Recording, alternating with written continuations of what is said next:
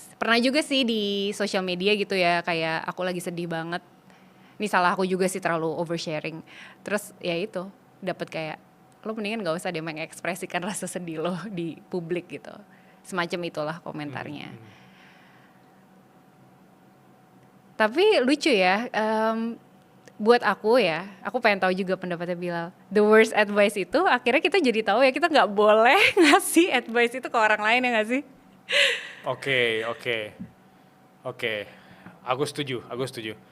Kayak ketika aku masih kuliah, paman aku itu kayak menyarankan aku untuk take the path that dia udah pursuing tapi dia gagal di situ. Dia paksa untuk aku di situ. Terus aku merasa risih, even kalau ketemu dia nggak ada bahan lain selain dia menyarankan aku untuk itu.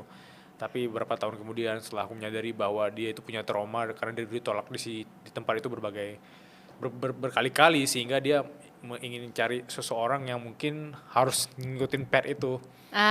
Aku I mungkin see. gagalnya di sini, kamu jadi harus mengambil jalan tempuh yang seperti ini, harusnya seperti itu.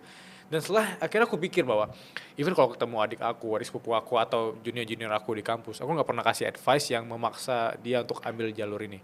Aku I nggak bisa see. maksa lu nggak harus jadi podcaster kayak gue, jalurnya gini-gini. Kita nggak bisa kasih advice itu kecuali orang punya curiosity untuk nanya, Bill, gimana cara lu bisa mencapai titik ini gitu.